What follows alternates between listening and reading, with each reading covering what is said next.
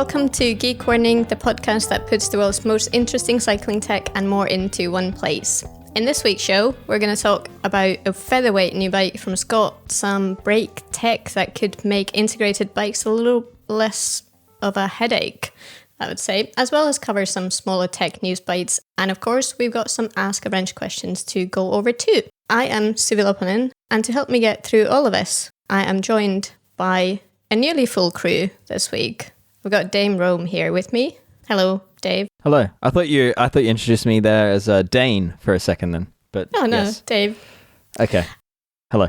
And Brad is going to join us a little bit later.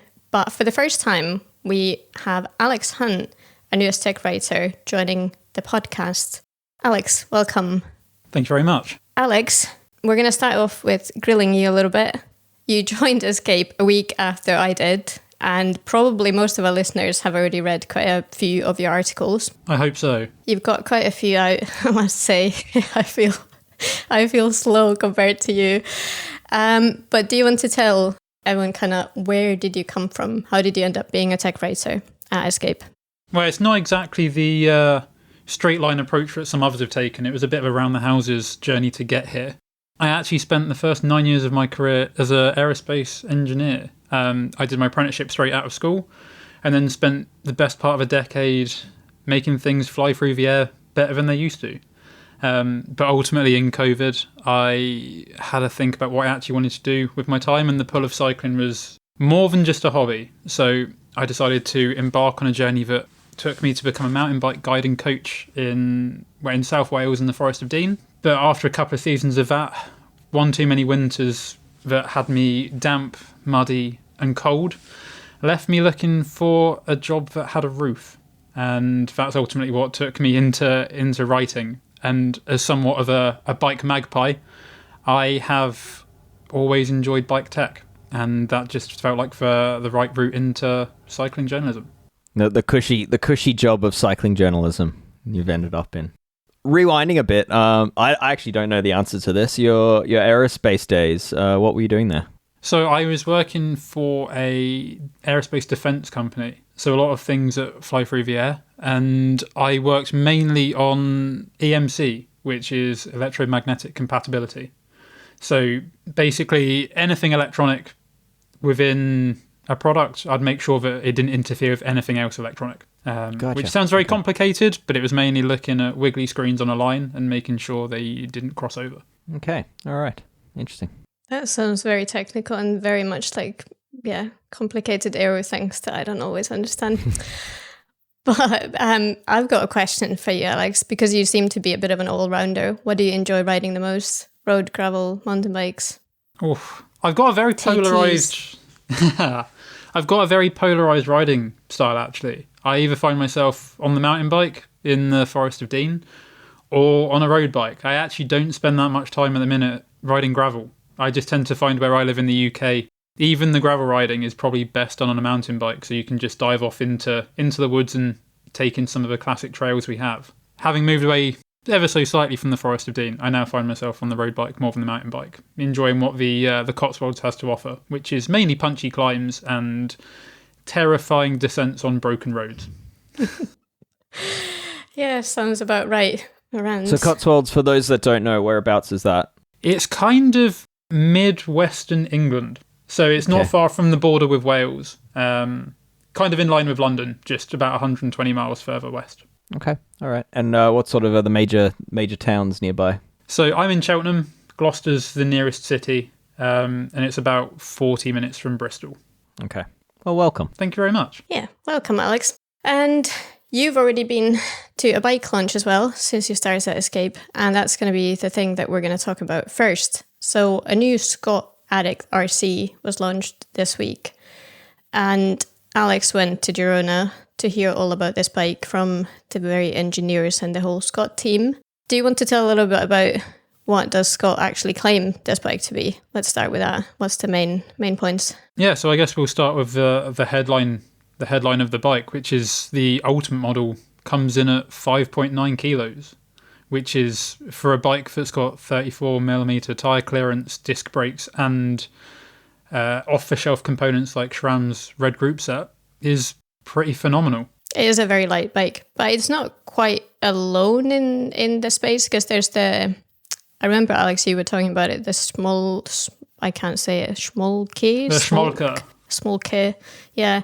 Yeah, that one's relatively similar in weight, isn't it? Yeah, it's a little bit lighter, but from my understanding, it isn't the same as the Scott in the case it has off-the-shelf components. And yeah, I think it's a little bit more niche than the Addict in terms of who it's going to appeal to. Yeah, definitely. What else about the bike is new? Geometry. There's more tyre clearance as well, I believe, than the previous model. Yeah, so in terms of what's new, it's the easy answer is pretty much everything. So if you compare the new Addict to the previous model, Scott systematically went through every component they make and made sure that every single part was lighter than the previous one, which is no mean feat, and the weight savings are actually significant. This isn't a bike that's, a handful of grams lighter than the previous one. The Ultimate model, which uses Scott's HMX SL carbon, the frame is 161 grams lighter and the fork is 54 grams lighter. And the HMX frame, which is used in every other model, the Pro downwards, is 172 grams lighter and the fork is 49 grams lighter. So over 200 grams for both frame options there, which is pretty phenomenal. It's significant given that the Addict previously wasn't, it really wasn't that heavy anyway to begin with, the previous Addict. It was considered a lightweight bike. And yeah, normally when you have these new generational bikes, you hear of like weight savings of like 20 to 30 grams is kind of a common number thrown around. So to hear like 150 grams reduced is pretty significant and shows a lot of priority given on saving weight. Yeah, so for medium size of the Ultimate, they had a frame on the scales when I went to the launch, and the medium frame is coming in at 599 grams, which is one of the lightest, mainstream production frames out there. How heavy is because I think Athos is the one that has been thrown around a lot. Is it 600 and something? The Athos, I believe, is around 585. So okay. Around 10 to 15 grams lighter than... Oh no, it's lighter. Yeah. But that is without the Aero optimization that the Addict does have. Yeah. Yeah, Athos is a much simpler frame in many ways. Yeah, one of the things I did find really interesting that they revealed at the launch was the new Addict is as aerodynamic as the previous generation foil, which for a bike that is 5.9 kilos is quite the claim. Yeah. No, this bike's there's a lot of interesting things with this bike, and it is... I think it looks, for those that are still weight conscious with their bikes, like we know mathematically that weight doesn't matter as much as like aerodynamics and rolling resistance as far as performance goes, but it's still pretty cool to have a lightweight bike, and it still feels great when you roll out the driveway and it sort of, it gives you that feeling, even if it is all in your head. Even just taking the bike out of the box, having got this bike earlier this week, like just lifting it out of the box is just... It feels really surreal to lift it after. I mean, I've lifted a lot of gravel bikes out of boxes, really. And it's just so light, regardless of what you compare it to. Like, we have gone through a lot of years of disc brake bikes making our bikes feel heavy, and, us getting used to like 8 kilograms as sort of a more common weight. And it's only quite recently that we've seen disc brake bikes get back to close to that UCI weight limit. So to be well under that is, it is quite a feat. Whether it is a performance metric, perhaps not, unless in outside of very, very specific situations. But hey, it's fun. On a final point for the weight weenies that are listening, I went to the effort of actually adding up every component that is on the new Addict and worked out just how much the total of the build saved over the previous generation. And adding up the savings that every component has, the Ultimate build saves 468 grams over the previous one. And the Pro models downward, that saves 474 grams. So nearly half a kilo saving on both models compared to crazy. The previous model. Yeah, that's huge. That's a lot. Does that include the tyres? No. So that's just everything made by Scott. So Scott or Syncross components. Yeah. And that probably on that topic, there's a lot of proprietary things and a lot of new kind of parts and standards on this. So yeah, tell us what we won't be able to service in 10 years from now. The thing that jumps out immediately is probably the headset. So part of the way that Scott have managed to make the bike more aerodynamic than the previous Addict is they've made the frontal area slimmer, something we've seen plenty of brands adopt.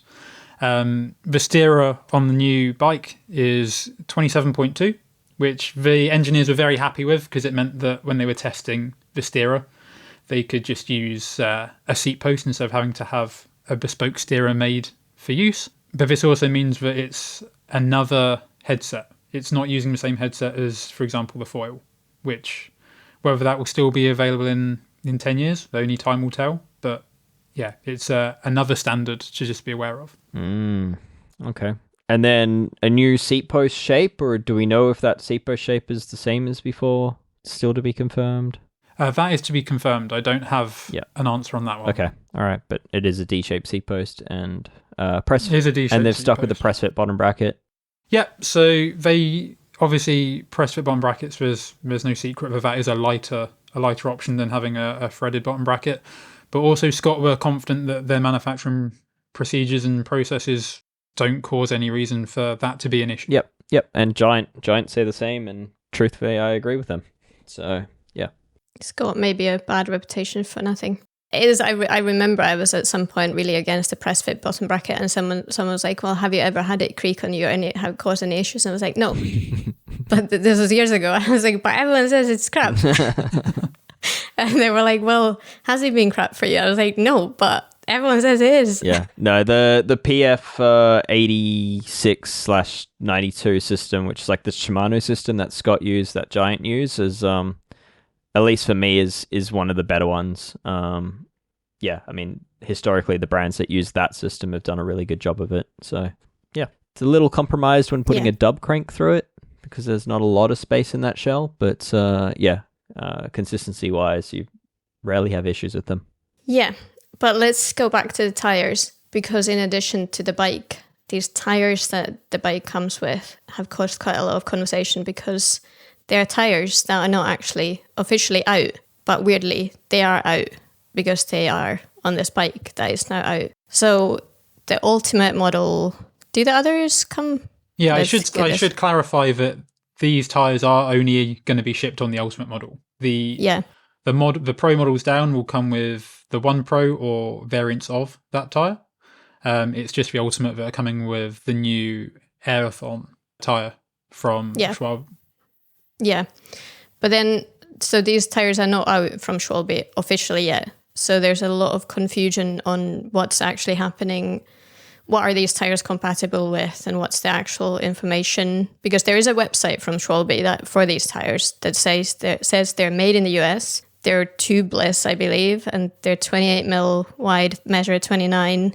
They're hookless compatible, which is a lot of quite confusing claims. And we asked Schwalbe for clarification, but they're not really giving anything because they say these tires are going to be launched next year and they're going to tell everything then. But to kind of, I guess, go back to Scott, they said to me that they're also not shipping the Ultimate with these tires until they are officially out. So we have them, but they're not officially coming with the bike yet. There's a lot to unpack here. So the bike I rode when I was at the launch in Girona, that came fitted with the Aerothan tyres. And as far as the Scott website's lists, the Ultimate builds do ship with those tyres as well. Whether that is actually the case would be down to popping into your Scott dealer and actually seeing what they come with.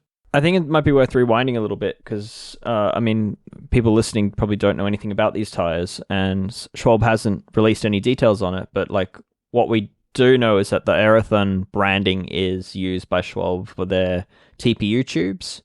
They're like they're plastic tubes, kind of like a Tubolito kind of style plastic tube. And yeah, it seems like this tire is using a similar construction, perhaps replacing like a cotton casing with more of a TPU style casing. And as a result, Alex, you said what, they save almost 100 grams a piece?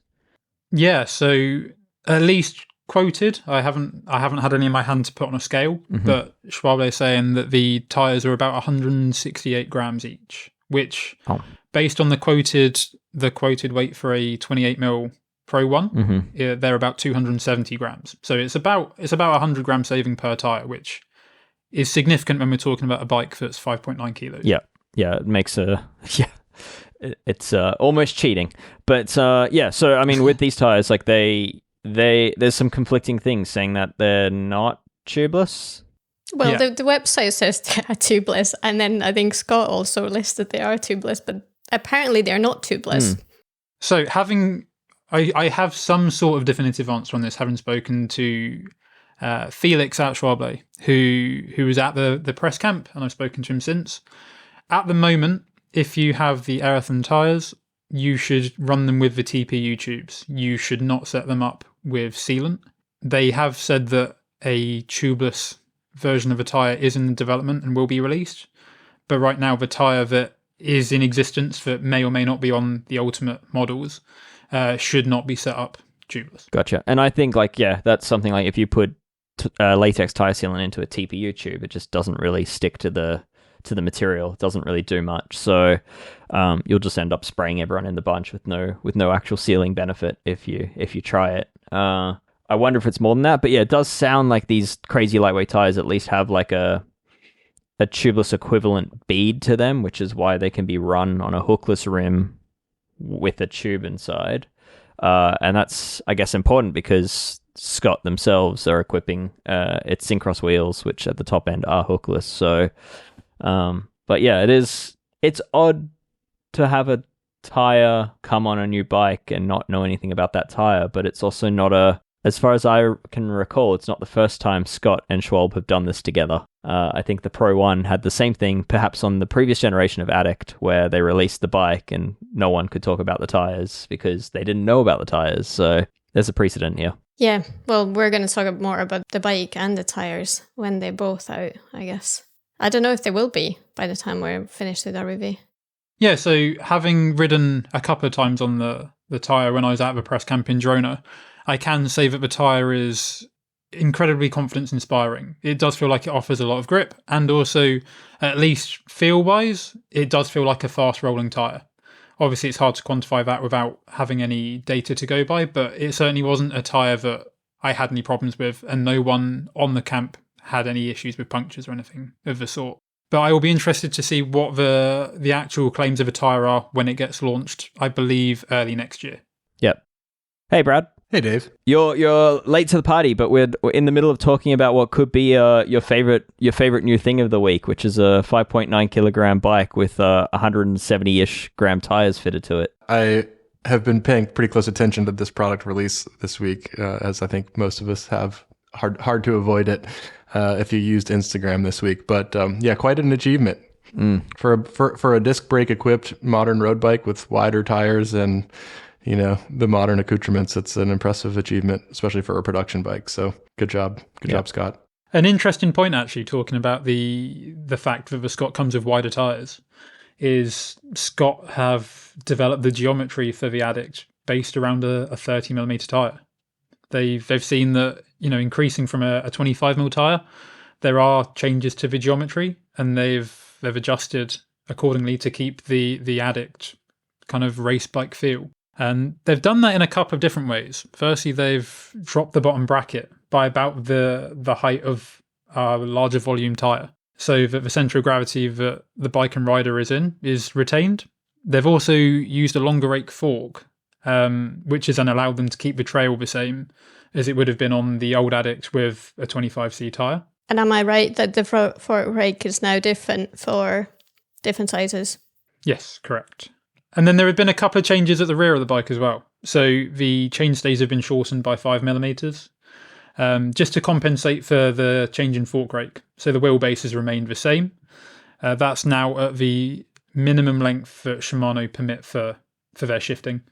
And just to keep the rider in the same position, a 5mm offset seat post has been used, so that 5mm reduction in chainstay doesn't affect the rider position. Because I think they also shortened the chainstays, but then shifted the seat tube forward from from memory. Yeah, that's reading correct. through your article, and then and then as a result of that, because they've changed the effective seat tube angle, then they've then put a setback seat post on to bring you the rider back to where they would be in relation to the bottom bracket. So yeah, some pretty creative things going on here. I mean, things that we've sort of seen, dare I say, in other disciplines of cycling, but it's not so commonly spoken about in road bikes, at least. So perhaps it is done, but just not spoken about. And maybe I'm late, but I also think I noticed that Scott advertised a max tire width of 34 for this bike, which, I mean, we squeezed some 32s on barely on a previous, the most recent Addict prior to this one. I certainly wouldn't have felt confident going any wider. I was already felt semi not confident at 32. So that's also quite an achievement. I think people are always asking that question. Yeah. I mean, more impressive is it's 34 officially with like all drivetrain compatibility. I think Alex, your article highlighted that certain derailleurs, like the new SRAM derailleur, gives more clearance than that again. So they could probably go up to like a 36 quite comfortably. Yeah, so at the press camp, one of the engineers said that it is basic. The 34 tyre clearance does come from Shimano's Dura-Race front derailleur. And if you go to SRAM, there is the ability to fit up to 36 if you want to. Goodness. Yeah. So, Brad, is it an all-road bike now? That's verging very closely on the all-road category. I would say that's an all-road already. Yeah, we're 5 millimeters from gravel conversation here. Yeah. I'll take it on some gravel. No. For me, like the Ultimate is really impressive, but it's also impressively expensive. And for me, like it's still a very expensive bike, but the second tier version, the Pro version, is what kind of gets my heart going, because it's actually 6.5 kilo claim. So like with pedals, it'll basically hit the UCI 6.8 kilogram weight limit. And that's a bike without the crazy full carbon wheels, without the crazy tires. I think that's the one that is most impressive and shows how much work Scott have actually done, because that's using their second tier frame. And it's like regular steel spoked wheels, and to be that light is very, very impressive. Alex, did you happen to have a ride on that one as well? Yeah, actually my very first ride at the camp was on the Pro.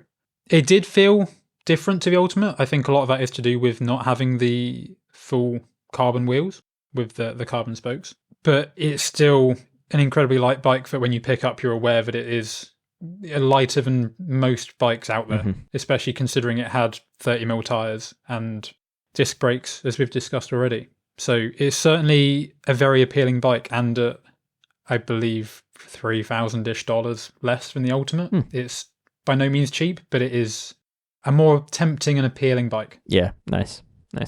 So yeah, me and Alex are actually going to do a joint review of this bike. Granted, it has not been launched at the best time to actually review a premium road race bike in Scotland. But part of the reason for that is also that Scott has also actually decided to discontinue launching the Contessa range of bikes. So there's no separate woman-specific bikes anymore. I think they've already started it before this Addict RC was launched, but it's maybe kind of evident in the colorways as well, because there's lots of nice colorways that maybe used to be more kind of Contessa style pinkish colors, and now they're available in the unisex range for everyone. So yeah, you can read all about that in Alex's detailed article at escapecollective.com. On that, Suvi, do you know if Canyon still has its women's range of bikes? Has that been discontinued? No.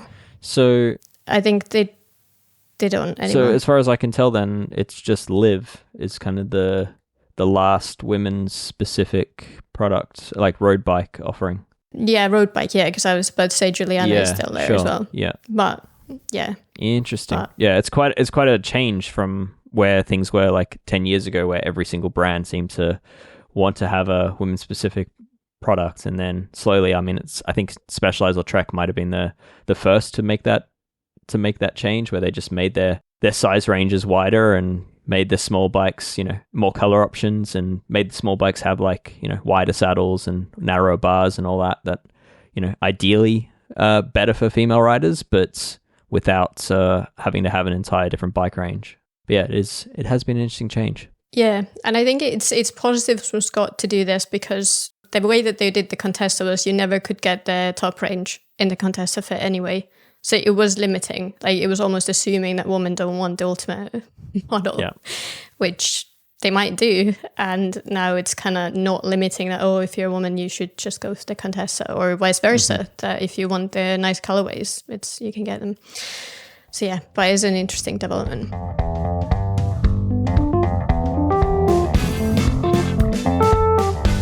Next up, we're going to move on to what's been on our minds. And Dave, I believe you've found something that might put our minds at ease in a way, maybe in the future. Yeah, so I had a quick little visit with Magura Australia to pick up some things for a personal bike. And while I was there, they showed me what's kind of just starting to come into the market now is the new Magura/Bosch ABS brake system, which is exactly as it sounds. It's an automatic braking system for e-bikes. And yeah, it's designed to add braking safety to big, heavy e-bikes, predominantly more in like the cargo/commuter category, but they are going to bring this technology to mountain bikes. But what actually interested me most was their EasyLink hose system, which, as the name describes, is an easy link hose system. That explains it all. So basically, I mean, it basically is a click-in, no leak, no drip hose system that you can take in and out without having to necessarily rebleed the system. Like, a tiny little bit of air will go in, but not a lot. And yeah, it is all kind of held in with like a spring clip, which doesn't require any tools to remove. And when you pull that spring clip out and you pull the hose out, the barb that holds it all together is actually a slimmer diameter than the hose itself, which means you're then free to like pull the hose out of internal cable routing. You're free to pull it out of handlebars that have through hose routing.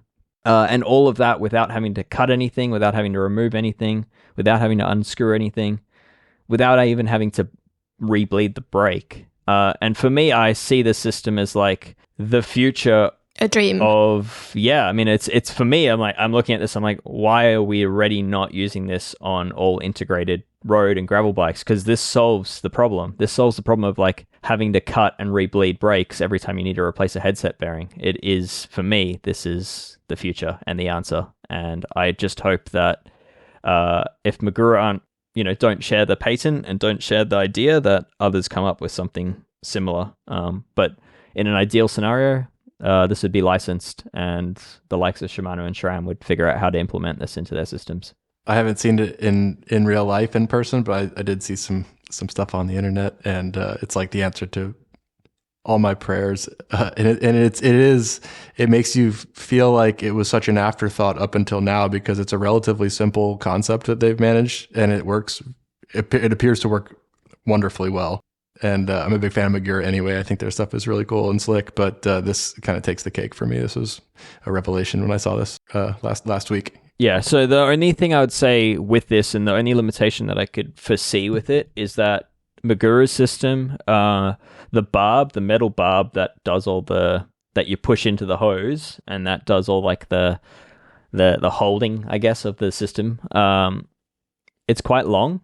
It's I don't know, I didn't measure it, but I'd say it's about 10 millimeters, maybe a bit longer, and that for me might cause problems with getting through some of like the newer integrated handlebars and stems. They might not allow such a long barb to make that bend in certain bars. So I think there will be bikes out there today, if this tech was introduced immediately, that may cause some hassles, but I think it's a pretty easy barrier to get around. I think, as soon as the tech exists, I think we'd see the next generation of bars, just having enough clearance internally to work with this. So, Alex. Just a question for you, Brad, actually, is with this technology, if it was to be implemented on road bikes, how much do you reckon that could reduce maintenance costs for bikes with integrated headsets? I think it would reduce it a lot. I think one of the reasons, and we talk about this on occasion, every now and again it comes up, about how, in my experience or my observation, it seems like a lot of maintenance is deferred or ignored or just not done because either the expense is so relatively astronomical compared to what it used to be, or the complexity and maybe the amount of specialty tools that people may not have at their home would kind of be a barrier to doing it yourself a lot of the time. So I think it opens up the opportunity to do it yourself in a way that's hard to screw up, which is also nice when it comes to hydraulic stuff, because it does require some specific tools and fluids and materials and things at home to do it. So if you do screw it up, then you're going to be needing all of that stuff. So it's important that they came up with a design that's pretty much, it's pretty foolproof. I'm sure there's a way to screw it up if you really tried hard, but you actually have to try. The little spring clip looks fiddly, but other than that, yeah. Yeah. So my hope is that it, in general, that it allows people to kind of view their bikes as more approachable to service themselves, even more so than as like a maintenance cost reduction, because it's kind of getting back into that territory where like you used to have an external cable, and if you had kind of a little bit of experience and understanding, you could easily service that stuff yourself. And I think that is part of what I kind of miss about old bikes the most, is that it's kind of a tedious process once you have a bike that's assembled to kind of take a lot of it apart, get to do relatively basic things to service it. So I applaud Magura for this one, and for sure it will save money too. If you do have the shop do the work, it's a lot of time saved, and a lot of even those fittings are expensive, like $10 per brake hose for an Avid, a SRAM, Stealthima jig fitting these days. Just for one hose. So you have to cut that. That's already $20 if you're swapping bars, for example, without any maintenance at all. Yeah, I have started to see some mechanics starting to play with like dremeling off the olives off of the hose to you leave basically the barb in the end of the hose, you dremel off the brass compression olive, and then that lets you slide the hose nut off, so you're not at that point having to cut length of the hose. But yeah, I can't say it's something I fully recommend yet. And I think it's quite a hard one to do. So, I think Magura's system is probably going to be the better answer here, rather than cutting these things off. The other nice thing is that it, you can still cut the hose on this Magura system, and you basically are pushing in this long barb, like not too dissimilar to every other system in the market. So, they are having to, they're going to have some special tools for this, but those tools look a whole lot like existing tools in the market. So not hard to imagine, being able to figure out a way to do it cheaply and without Magura's special tools. So I think this is the future. I think this is the answer to integrated bikes being less sucky to work on. So anyway, I'm excited. I'm excited too. I'm excited. Alex, are you excited? I'm fully excited for this. We're all excited. That never happens. Yeah. I think we got the podcast title. Yeah. I'm excited. So excited. Right. That brings us to our PSA for the week. This one is from Whirl Cycle Services, who's kindly reminded us all to not forget to drain out our bike, which is a very good reminder considering how much it's rained, at least around this part of the world recently. Also said to clean the cable guide and check the drain hole isn't clogged. Yeah. So I guess, to start with this one, if you flip your bike upside down, and this is a feature that very few people know, but every single bike is fitted with a drain plug, and you just got to unwind it, and then you'll actually see all the oil that you're meant to insert through the seat tube drain out of the bike. Sorry, I'm really just entertaining myself at this point. Sorry, Brad, can you explain what a drain hole is on a bike, and just ignore everything I just said? This actually, you remind me of a recent meme that's went around and I got sent about 100 times. Including probably by you and vice versa. But in any case, this is actually a good.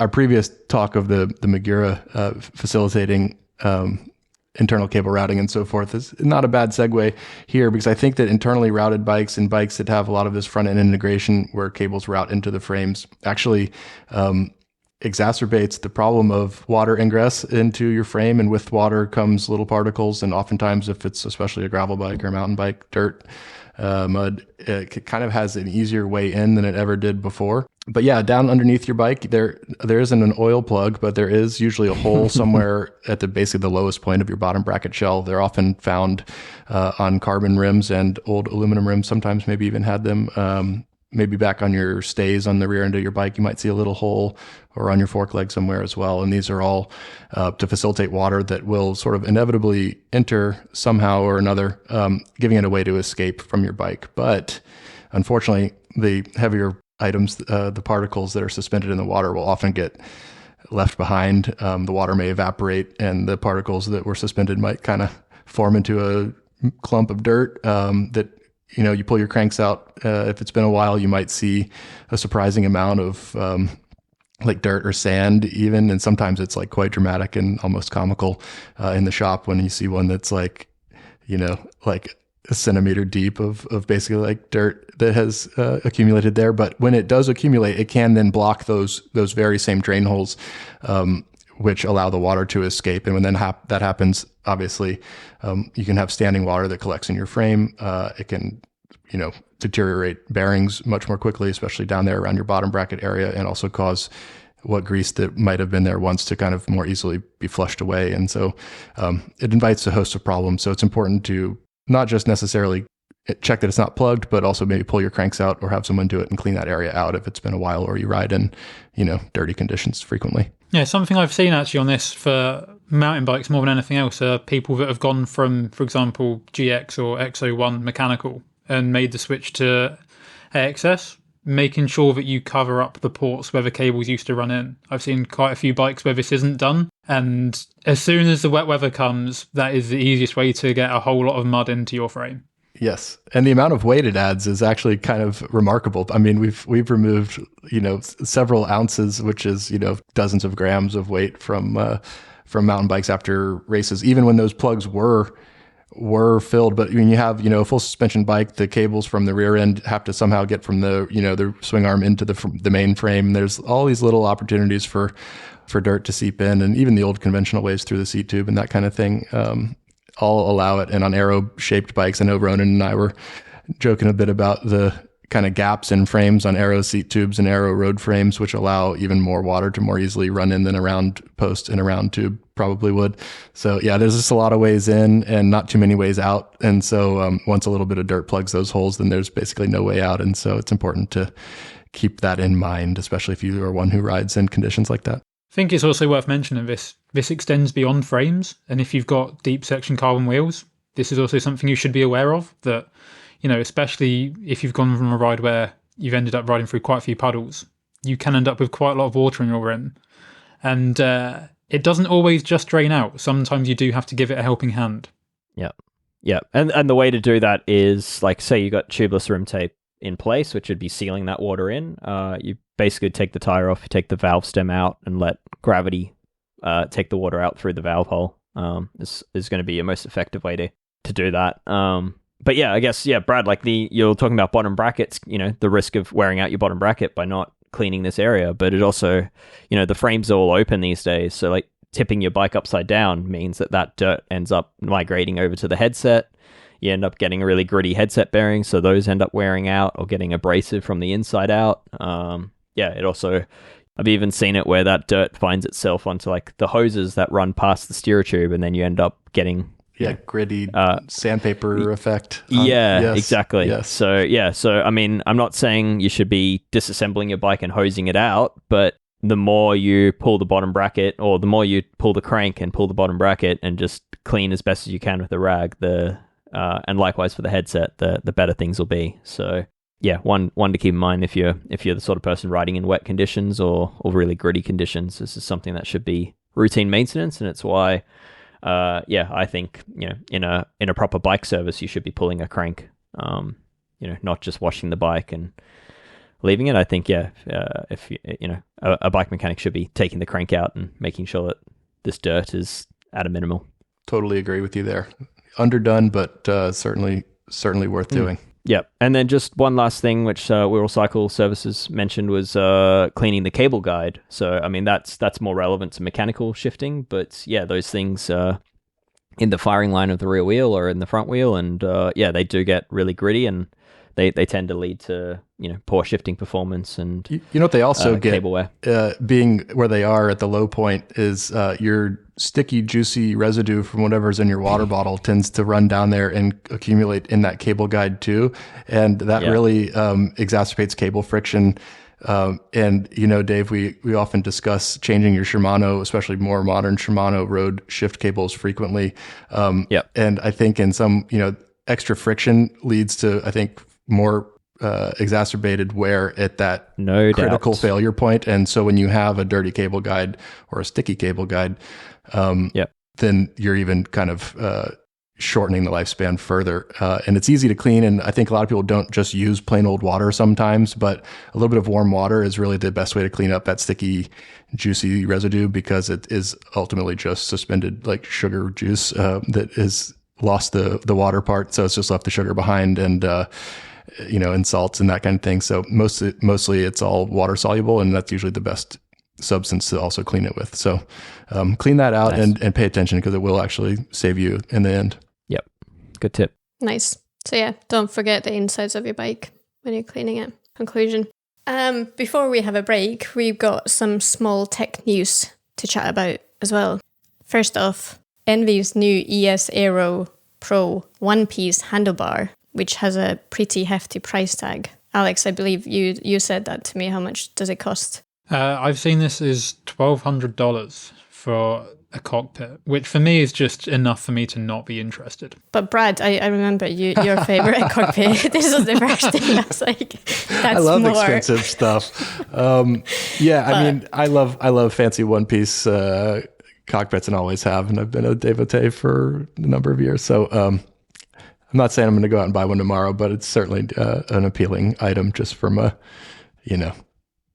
just because it's so fancy and high tech and cool. So someone's going to buy it. I promise you that. But probably quite a lot of people will buy this, because it's the handlebar that Pocaccia uses, if I understood it correctly. Well, if you buy it right now, it comes with free bar tape. So if that doesn't make it good value, I don't know what does. Absolute bargain. I don't know. Is there anything else to say about this handlebar? Dave, do you have anything to add? No, I mean, it does look good, and I have no doubt that Enve will be out of stock of this for a long time, given who has ridden it and who has won the Tour de France on it. And yeah, I mean, unfortunately, I'm not excusing the price, but it's not alone at this price point. And yeah, I think we're just in the age of crying when you see your bike get blown over by the wind. So yeah, I think that's... We have to remember that other options still exist. You don't have to have this, but you could. And isn't that exciting to know that you could have something quite as fancy as this these days? So yeah. It's an opportunity. Not as exciting as the brake hoses were, but... Yeah. So no, I think it looks good. I'm like Alex. I'm not going to have one, but I think many people will. So I think it's a nice looking handlebar. Yeah, and then we have new pedals that have been floating about in the internet a lot. Was that a pun, Suvi? Was that a bicycle pubes shout out? Bicycle pubes shout out? No. Not intentional, no. He did. They Bicycle Pubes did a meme saying that they look a lot like a speedboat, and photoshopped them into a speedboat race.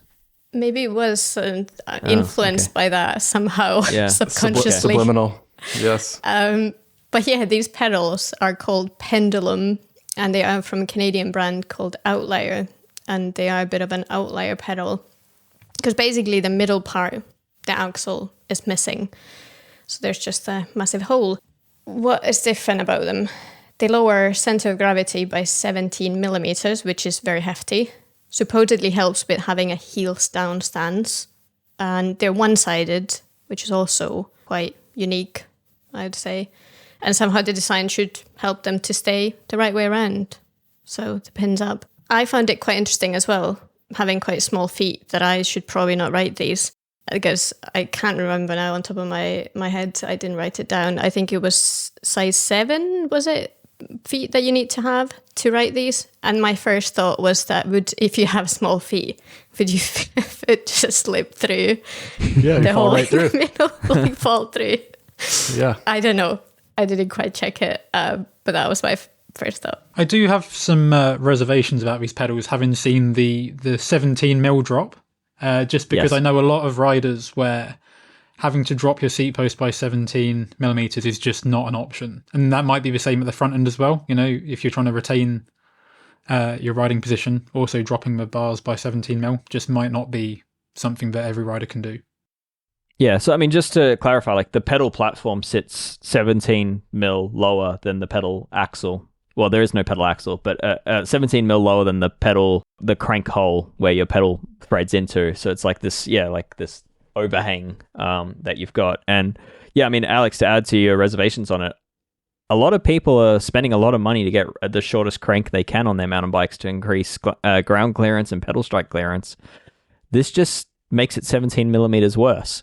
And then when you do hit a rock with your pedal, there's now no pedal to protect you. So you're just going to have like the rock go straight into the sole of your shoe. So I don't know. I think there's some interesting things going on here. I don't think the idea is necessarily new. I think it has been tried before and wasn't successful. I mean, wouldn't it also be 17 millimeters shorter at the top of the stroke as well because of this offset too? Am I completely missing? I mean, it would, right? It's like, because it's just the downside of the pedal. I know, I'm giving myself one, and I almost didn't ask that because I was like, wait, am I missing something? But I thought about it long enough to where I felt confident to speak up on that, because it's basically like an offset of 17 millimeters to the lowest point Yeah, I agree. like to the downside of the pedal, right? So if you have 160 mil cranks, then it's 177 mils to the center point, as it were, or like to the platform of your pedal.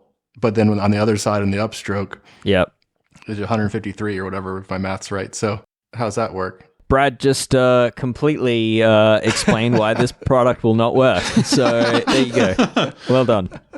I don't know. So hopefully there's a corrections corner and I've missed something, because if that's the case, then it seems like a big oversight to me. Yeah.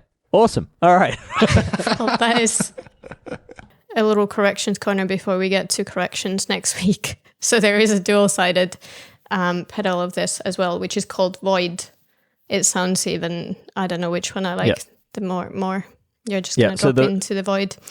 I mean, that's where the name comes from. It's like, it's a platform pedal that basically just is like the perimeter of a pedal, and then your foot is almost free to like concave into the center of the pedal with nothing there, not even an axle in the center. It is a literal void. They're strange. Very one strange. seems to be flawed, the other one seems just strange. I don't know. That's unfair for me to talk about products I haven't used, but let's move on. Okay, so we're going to move on to a product called Smart Lever. We've talked a lot about tires in the last couple of weeks, even this week. This seems to be a new product that could solve those very tight-fitting tires, getting them on and off your rims. Dave, what do you think? Yeah, it's like a system that seems to unfold, and it slides in between the tire and the rim, and then there's like a little pulley wheel, and you basically drag it around as it kind of squeezes the tire bead up and over onto the rim for you as you slide this thing around the tire, around the wheel circumference. And I think it's probably worth noting that this isn't a new idea. There's been a few over the years, like Crank Brothers had something similar many years ago. It's Speed Lever from memory. But more recently, we've seen a company out of Wales, actually, Tyre Glider. They had a plastic tire lever that basically tried to do exactly this. And in my experience, it didn't work because it didn't have enough leverage when tires got really tight. You kind of just ended up running out of steam, and it would just kind of stick. It was like really good on a loose fitting tire where you didn't need any tool at all, but then where you did need a tool, it didn't really work. And then more recently, another UK based company, True Tension, who do like a lot of chain loops, they released the Tire Monkey, which kind of stole the idea from Tire Glider, but added like a larger, more significant handle to push around the rim. Also, I found it was a little bit better, still didn't really work. As soon as the tire got really tight, it didn't work. So, yeah, I mean, this new product, Suvi, what's it called? It's just called Smart Lever. The Smart Lever that they're advertising. It looks like they've kind of come across these other pre-existing plastic lever designs and tried to put it on steroids. So it's a lot bigger. It looks to have a lot more leverage. It looks like a can opener a bit. It does look like a can opener. I was going to say. Yeah. And it's got that little pulley wheel to help ease it. Funnily enough, I actually have my hands on another tool that looks just like this using the pulley wheel. Giant have their name to one. And it's not folding, so it's probably not something I'd want to put in my saddlebag like this one.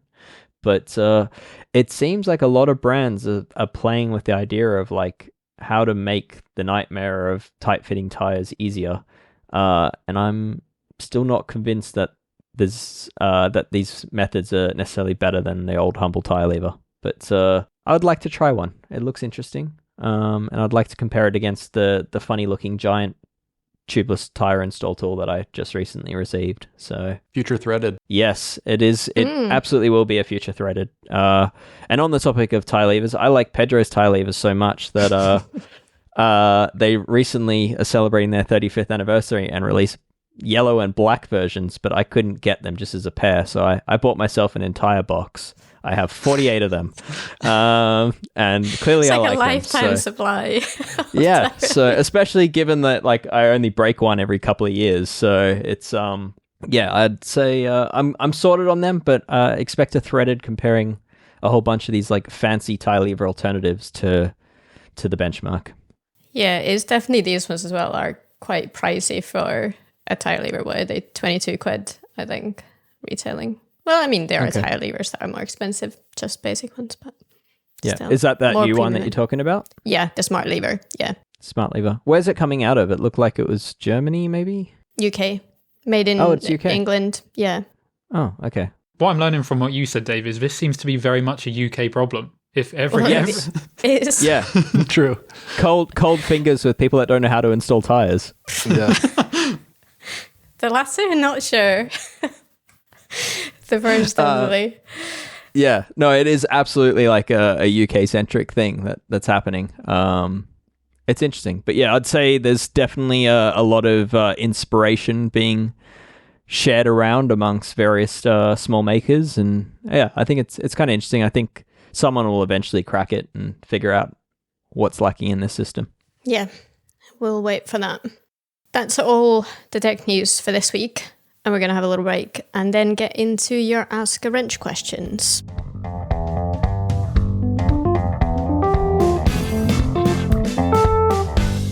Righty, so our first question this week is from Paul from Canberra.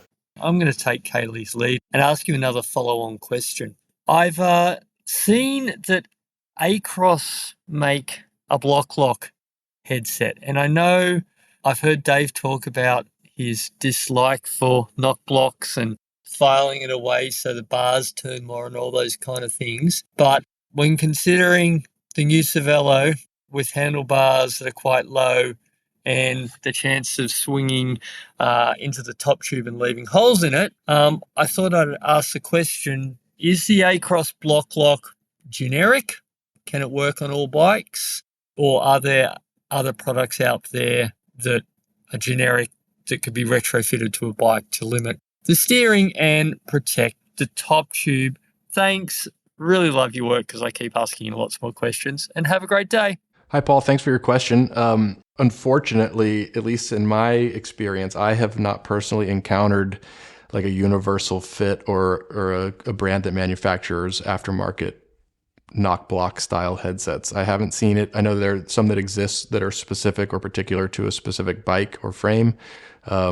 Trek comes to mind. Specialized had a few, but I haven't seen, an aftermarket headset supplier that makes such a thing that you could retrofit it into a frame that doesn't already have that capacity. Yeah, so I mean, there are some situations where there is a couple of companies making knock blocks headsets that you could fit into some frames. First Components does one that kind of interestingly will fit an IS, like an integrated standard where the bearing just drops in the frame. It will fit that kind of frame, and you basically you almost press in this cup into the top that then becomes like the locking wedge that the headset locks against, and then the bearing then sits within that smaller cup, so it's like a smaller bearing after that point. But your bike, the Cervelo, is using cabling through the headset, and so that headset will absolutely not be an option. Specialized, the Epic World Cup has internal cabling and a knock block, but they, like Brad said, require a little chip bolted into the frame. to work, much like the Trek knock block does. Unfortunately, there are other systems that use like a zero stack press-in cup. If your frame is using that sort of zero stack or external cup system, there are others. Like I think that's the Across you reference is of that design.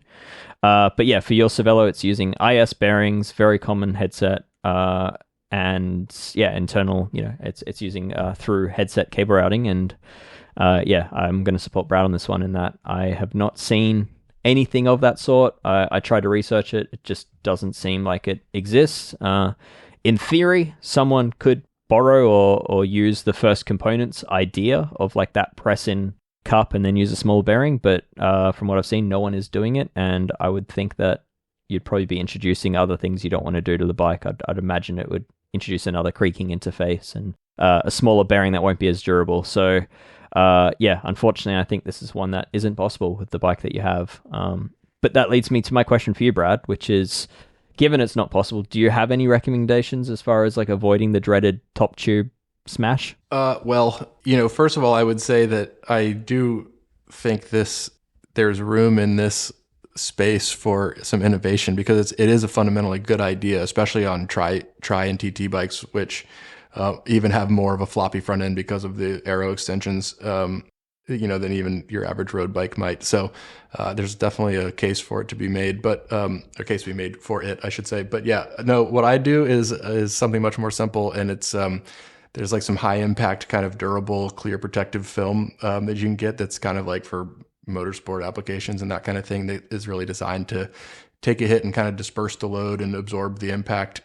Even though it's kind of a thin piece of material, it doesn't, it's not super obvious that it's there if you're not standing right up next to it. So that's what I've used on mountain bikes, where it's pretty common in a crash for the bars to swing around and lever to slap the top tube. And I've had pretty good success with that. But nice. Unfortunately, there's not like a retrofittable kind of commonly available thing that I can think of. Do you know what that material's called? Like how people would find it? Or where you bought it from? Okay, so the product that I've seen used and that I've used myself with some success, or at least I think it was success. It's hard to know what would have damaged something had it not been there. But the product is called ISC Racer Tape. You can Google that and find it. It's a pretty durable adhesive. It stays put. In other words, if you wash your bike frequently or sweat or ride in wet conditions, it's pretty stuck on when it's there. And but yeah, it does a pretty good job. It's not so thick, but it kind of absorbs some of the impact and disperses the load. So hopefully if you don't hit it super hard, it's enough to at least preserve your top tube integrity and not cost you a frame. Nice. So yeah. The other thing I'd add is assuming it's your brake levers smacking the top tube and not the actual bar end. But if it's the brake levers, then the old trick on a mountain bike is just to have, it doesn't really help you on a TT bike, unfortunately, but on a mountain bike is just to have the levers just loose enough that, if you hit a tree or if you have an impact, that they can still move on the bar. It can be a very fine balance between them being just loose enough that happens and not them so loose that they move while you don't want them to. So, but yeah, that's the other thing just to keep in mind. Perfect. That was a comprehensive response. Next, we're going to get into quite a geek warning. Yeah, he was a very geeky answer, as was necessary. But next, we're going to get into maybe a slightly less geeky question from David about tandem bikes. My partner is probably less than 0 out of 10 interested in being my stoker. I think I can probably seduce her into upgrading her interest to about 4 or 7 out of 10. Maybe that's optimistic, if she can be the captain. The thing is, I probably weigh about 20 pounds more than she does. Are there any problems with having the lighter rider in front? And could those be mitigated by like ballast in the form of bags or something? Or just like frame design? Thanks a lot. So, I mean, this is a really fun question, and I will openly admit I'm no tandem expert. I have worked on the things. I have been terrified on the back of them in the past. I have been the captain of a few, but certainly no expert.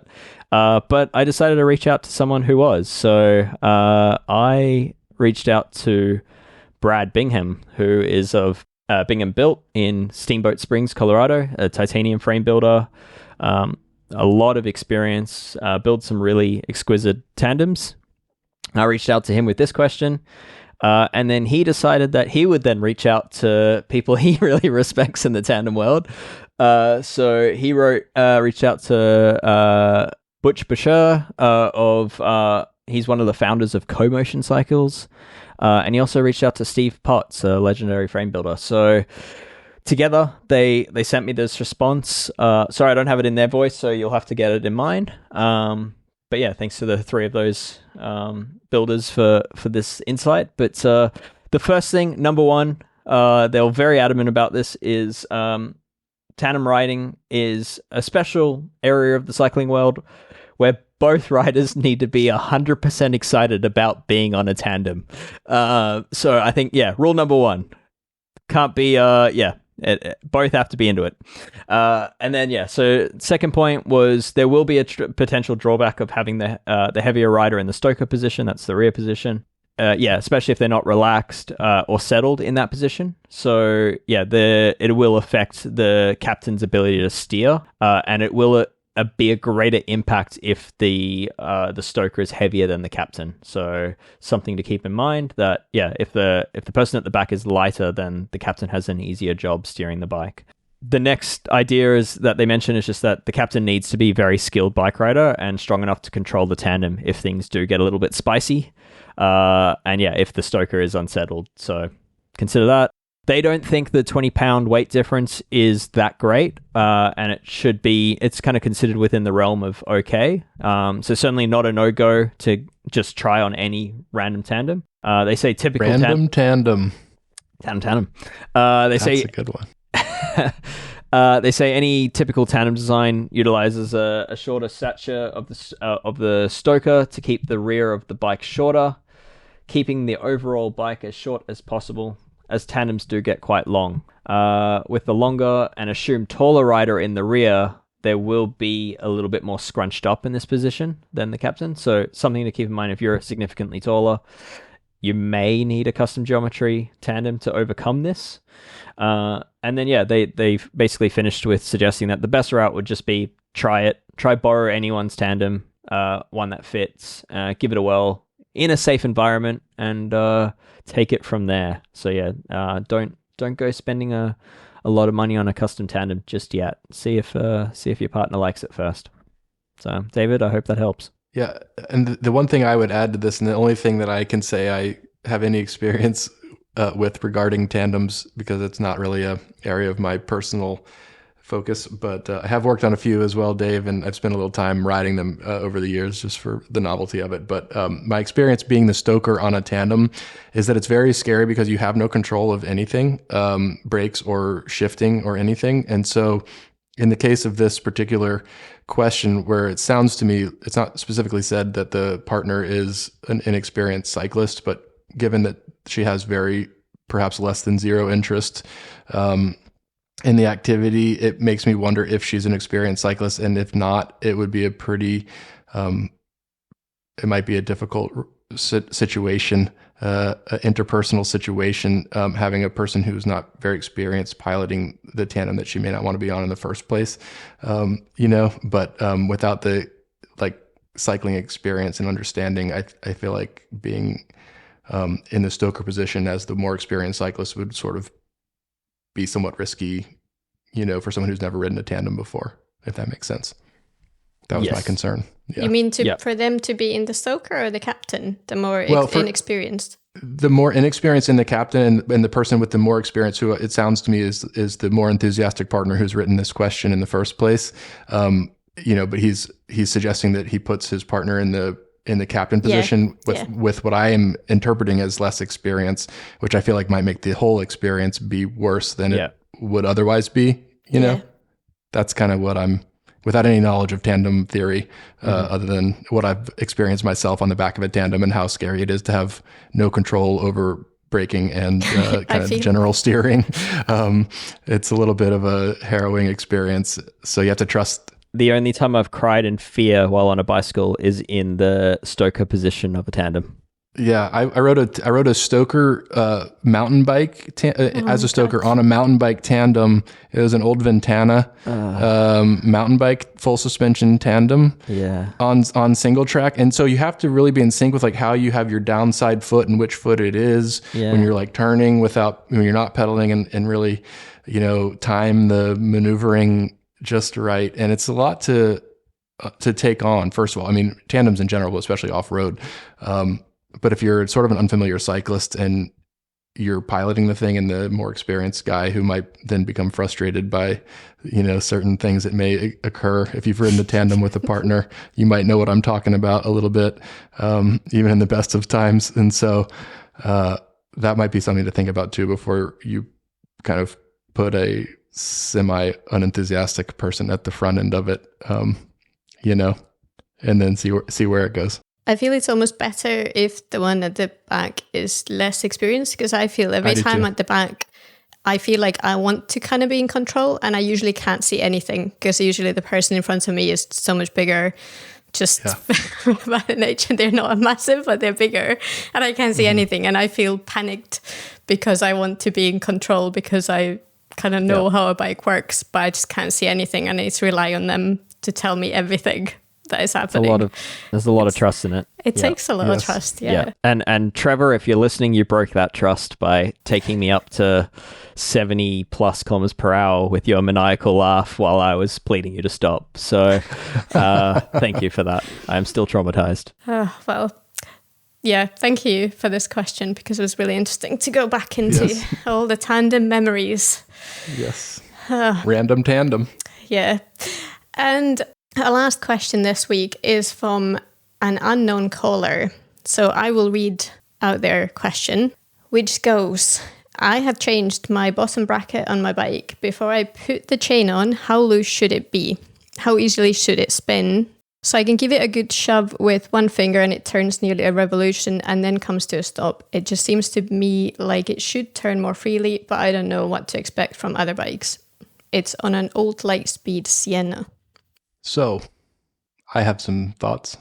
What do you think? Rome. Is Rome the name of the person? I think that's the name, or is it where they're from? I don't. Rome. We don't know. We don't know. It's a mystery caller. Thank you, mystery caller. There are some mysteries that are left to be solved in the question, so I'm going to take a guess. It would be helpful to know perhaps what crank and bottom bracket system you're running, because there are some things in the setup that can cause excessive drag in a bottom bracket system. There are also some things that are kind of normal, I would say, that cause what I would say that cause normal drag. And those things, first of all, are the seals, and oftentimes the grease used from the factory in a bottom bracket are quite thick, kind of focusing more on durability of the bottom bracket and avoiding like water and dirt incursion into the bearings.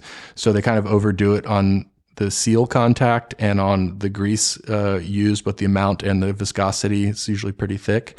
And both of those things cause some drag, and you'll see that kind of on like Shimano Holotech 2 type bottom brackets, I would say, are kind of oversealed a little bit. They're super durable, generally quite simple in concept, but they have a bit of drag. And if you compare that to like a Campy bottom bracket, or maybe like a Ceramic Speed or some fancy high dollar BB that has some exotic materials used, oftentimes they spin freely because the seals used have low contact and the lube used inside is very low viscosity, like super thin grease.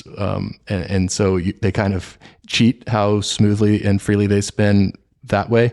And it can be possible to modify existing bottom brackets that have heavy sealing. You can kind of trim them down or change the grease that's used inside and achieve some sort of better results. So there are some questions there. There's also such concepts as bearing preload, which depending on your crank type, it's an older Lightspeed. I would kind of rule this out for you unless you've upgraded to more modern drivetrain parts. But if you over preload the bearing, in other words, like side load the bearings too much, where it's basically squeezing the bearings, causing some binding to occur, that can be one reason. So as long as everything is installed correctly and everything is compatible and like it should be, I would expect that what you're experiencing is probably normal and probably traceable to seal drag and or heavy kind of viscosity grease used in your brand new bottom bracket and bearings. It should wear in. There should be a break-in period where those seals loosen up and the grease disperses. And but I would say like one revolution of the crank isn't great. You should be able to achieve more than that. My mindset goes to where Brad is at with that, which is perhaps too much bearing preload, or that something is not quite installed as well as it can be. Brad, what's your advice for dialing in that preload? Like, I know every crank is different as far as how you achieve that preload. Some use spacers. Shimano uses a little preload cap. SRAM uses a little preload collar that you tighten down against, you snug up. But yeah, what's your advice? Yeah, there's a lot of ways, and it is a little dependent on what system you're using. Like Shimano, you're basically using a little cap and pressing the arm against the non-drive side bearing until it just contacts it. You don't want to overload it where you're creating like excessive pressure. You're basically just taking up lateral play or sort of lateral distance with the preload adjustment. So in the collar situation, like the SRAM preload collar, you're just turning a threaded collar until some contact is made between crank arm and the BB bearing shield, essentially on the outside of the bearing, and just occupying that space. So it's always going to be just a bit wider than the standard that the standard width of your BB shell, like fractions of a millimeter, maybe a millimeter, and you're kind of occupying that. And some have used a simple wave spring where you're just creating some compression, not full compression of the spring, and you have like a visual indication that where you can still see some of the wave spring, so it's not overly compressed and flat and therefore overly side loading the bearings. But you basically in any case just want to create enough contact where there's no lateral jiggle, if you will, some lateral play. And there's many ways of achieving that depending on the cranks you're using. So it's kind of like adjusting a headset in a way. Yeah, exactly. Yeah, you're just eliminating the freedom that may exist in the system by just snugging up just enough to occupy that little fraction of a millimeter, or possibly like a millimeter of kind of extra distance, as it were, to account for manufacturing intolerances and that kind of thing that may exist. So, but yeah, overloading it, then you start to side load the bearing. Too much of that can actually damage the bearing or cause them to wear prematurely. But even just a little bit too much can cause kind of the drag that it seems that you're observing here, based on the way I'm reading this question. And some systems that use spacers to take up the preload, like some older FSA systems, or Raceface comes to mind on a mountain bike. I'm trying to think of other versions, older Raceface at least. They can be quite fussy to this. A lot of these will use like a wave washer to try and make up any tolerance gap. I personally like to ditch the wave washer and just use actual fixed shims. And I get pretty fussy on this because I actually own 0.1 millimeter shims in all diameters to really dial this in. So yeah, I mean it can be like 1 millimeter shim can be enough to over preload a bearing where it wouldn't spin sufficiently.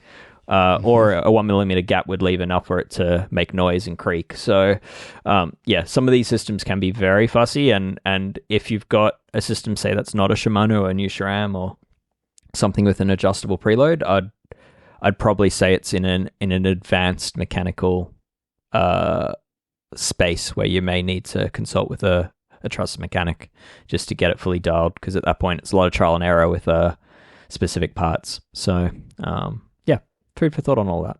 And feel free to submit a follow-up question where you enlighten us with some details about which specific crank or BB or both that you may have, and that might help us narrow down exactly and pinpoint what could be the cause of it, or if it's normal after all. Excellent. That is a good reminder if you do want to submit your questions as well. Give us as much detail as possible so it's easier to answer. And you don't need to send follow-up questions if you do that. And if you do want to send us your question, you can do so at escapecollective.com/hello.